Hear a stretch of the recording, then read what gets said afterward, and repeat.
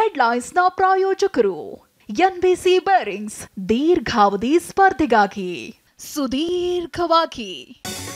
ಬೆಂಗಳೂರಿನಲ್ಲಿ high tech rave party, Telugu ನಟ ನಟಿಯರಿಂದ ಮೋಜು ಮಸ್ತಿ, ಡ್ರಗ್ಸ್, MDMA ಮಾತ್ರೆ, ಕೊಕೇನ್ ಪತ್ತೆ.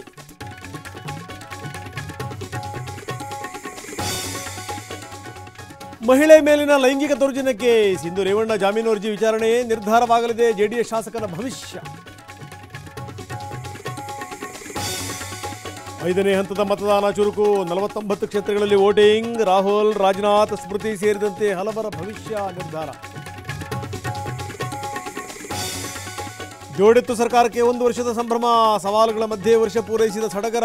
ಇಂದು ಸಿಎಂ ಸಿದ್ದರಾಮಯ್ಯ ಸುದ್ದಿಗೋಷ್ಠಿ.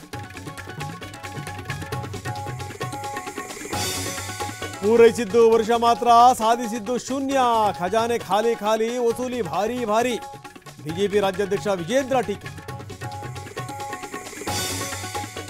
ರಾಜ್ಯದ ಹಲವೆಡೆ ವರುಣನ ಆರ್ಭಟ, ಮೈಸೂರಿನಲ್ಲಿ ತಂಬಾಕು, ಶುಂಠಿ ಬೆಳೆ ಹಾನಿ. ಕೋಲಾರದಲ್ಲಿ ಹೂವು, ತರಕಾರಿ ಜಲಾವೃತ. ಚಾರ್ಮಾಡಿ ಘಾಟ್ ವ್ಯಾಪ್ತಿಯಲ್ಲಿ ಭಾರೀ ಮಳೆ, ಸಾಲುಗಟ್ಟಿ ನಿಂತ 100 ವಾಹನಗಳು, ವಾಹನ ಸವಾರರ ಪರದಾಟ.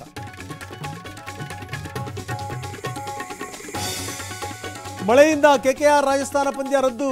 ಎಲಿಮಿನೇಟರ್ ಪಂದ್ಯದಲ್ಲಿ RCBಗೆ ರಾಯಲ್ಸ್ ಸವಾಲು. ನಾಳೆ ಸನ್ರೈಸರ್ಸ್ ಕೋಲ್ಕತಾ ಹಣಾಹಣಿ.